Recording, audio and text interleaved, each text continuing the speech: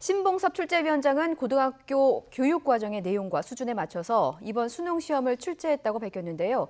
특히 올해는 지난해 국어 영역의 31번 문항 같은 초고난도 문항은 없다고 강조했습니다. 취재기자 연결해보죠. 김종균 기자.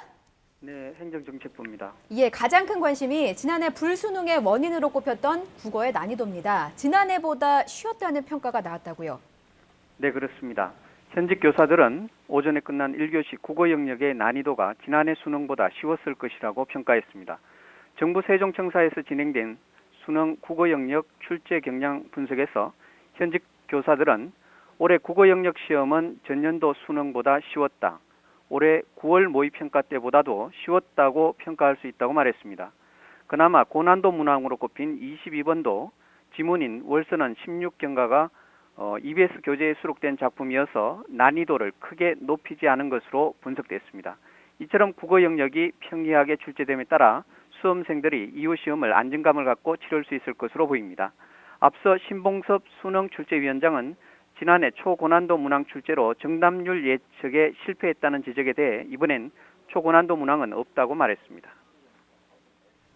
예, 또 올해 수능은 고등학교 교육과정 내에서 예년과 같은 출제 기조를 유지하려고 했다, 이렇게 말도 했죠?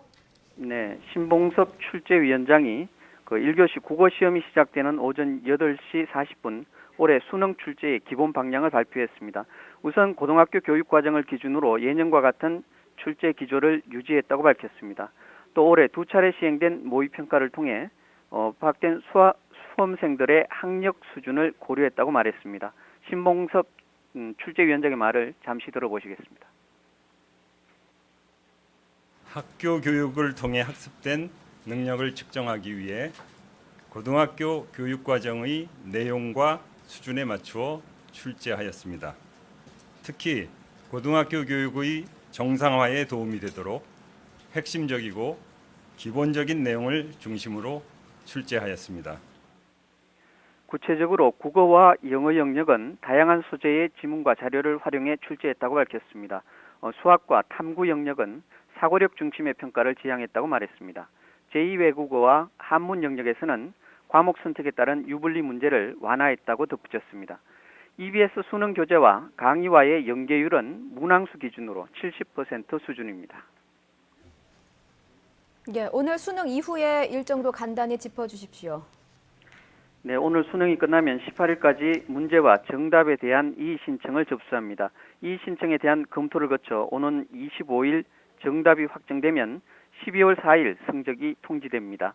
수능과는 별개로 이번 주말부터 서울 소재 대학들의 대입수 시 논술고사가 줄줄이 이어집니다. 이번 주 토요일과 일요일에는 성균관대, 경희대, 서강대 등에서 논술 시험이 있습니다. 또 다음 주 주말에도 한양대와 중앙대, 이화여대 등에서 논술 시험이, 서울대와 고려대에서는 면접 시험이 실시됩니다. 정시 모집 입학 원서 접수는 12월 26일부터 31일까지 진행됩니다. 지금까지 YTN 김유길입니다.